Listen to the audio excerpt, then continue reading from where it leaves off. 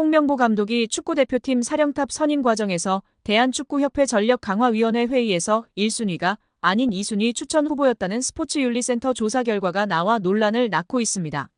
스포츠윤리센터는 지난 7월 대한축구협회의 축구대표팀 감독 선임 관련 비리가 있다는 제보를 받고 조사에 착수했으며 약 4개월 만에 이를 마무리하면서 정몽규 회장과 김정배 부회장, 이임생 전 기술총괄이사에 대해 문화체육관광부 징계를 요청하는 조처를 의결했습니다.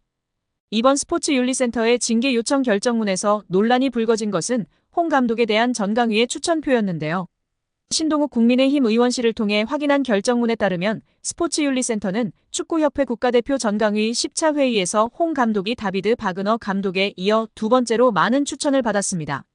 이는 축구협회가 지난달 전강위 10차 회의록을 공개하면서 홍명보 감독과 외국인 감독이 가장 많은 7명의 위원으로부터 추천받았다고 밝힌 것과는 배치되는데요. 홍 감독과 함께 최다 추천을 받았다던 외국인 감독은 바그너 감독입니다. 대표팀 감독 선임 과정을 살펴본 문체부 감사 결과에서도 홍 감독이 전강위 10차 회의에서 바그너 감독과 최다 추천 후보였다는 축구협회 발표 내용과 크게 다르지 않았습니다. 그러나 스포츠윤리센터는 당시 한 위원이 추천 대상에 바그너 감독을 언급했으나 축구협회 회의록에는 이를 누락한 것으로 확인됐다고 짚었습니다. 스포츠윤리센터는 결정문에서 해당 위원으로부터 의견을 청취한 결과 회의록에는 추천하지 않았다는 외국인 바그너 감독을 추천한 것이 사실로 확인했다며 이에 따라 바그너 감독이 8명의 위원으로부터 추천을 받아 단독으로 1순위가 된다. 홍 감독은 7명의 추천으로 2순위였다고 했습니다. 스포츠윤리센터는 이번 조사에서 문체부 감사와 마찬가지로 감독 선임 권한이 없는 이전 이사가 최종 후보를 추천했다며 축구협회의 홍 감독 선임 과정에 문제가 있었다고 지적했습니다. 더불어 정 회장이 단체 수장으로서 감독 선임 과정을 제대로 관리 감독하지 못했다고 판단, 직무태만으로 징계를 받아야 한다고 했습니다. 김 부회장은 권한 남용, 이전 이사는 최종 선임 과정을 불투명하게 진행한 점을 이유로 징계 대상자가 됐습니다. 2005년 8월 22일 홍명보 당시 대한축구협회 이사는 파주 국가대표 트레이닝센터에서 시작된 KFA 2급 지도자 강습회에 참가했습니다.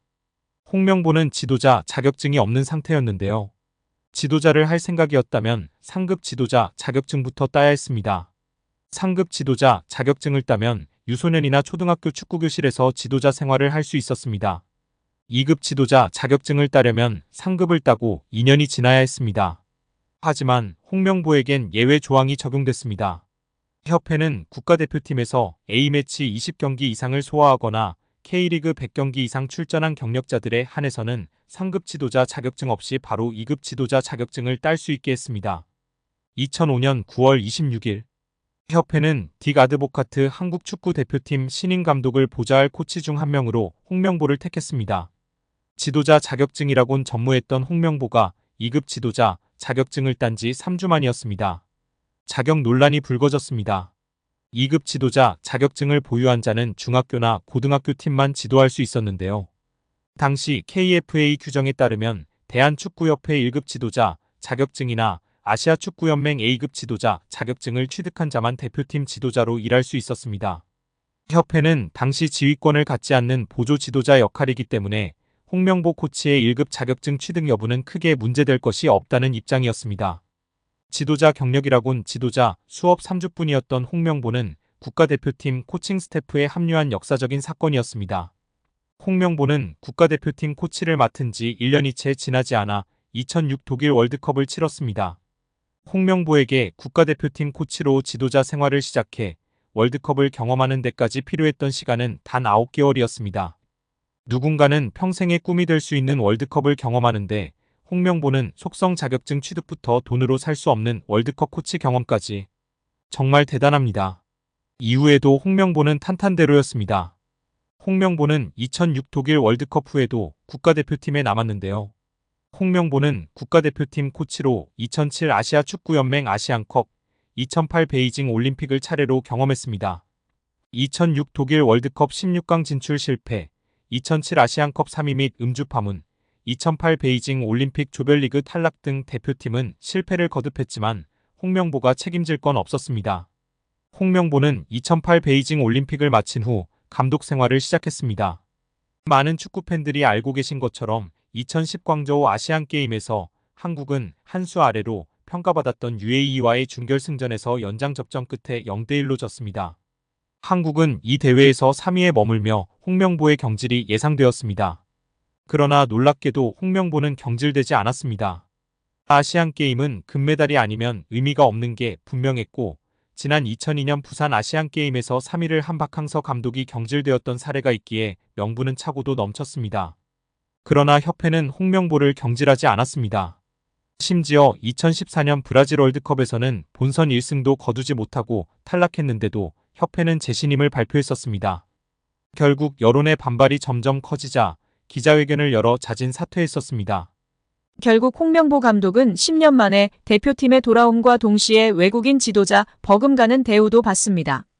이임생 이사는 연봉 등 세부 계약 조건에 대해서는 밝힐 수 없지만 이제 한국 지도자들도 외국인 감독 못지않게 대우를 받아야 한다는 생각이라면서 외국인 지도자에 뒤지지 않는 계약을 체결했다고 전했습니다.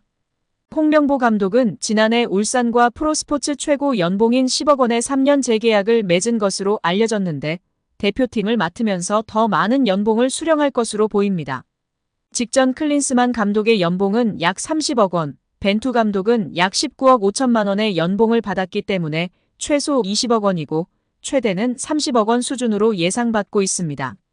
한국 축구에서 학명으로 가장 두드러진 인물이 바로 지금 이 시끄러운 와중에 축구 대표팀 감독을 맡은 홍명보 감독입니다.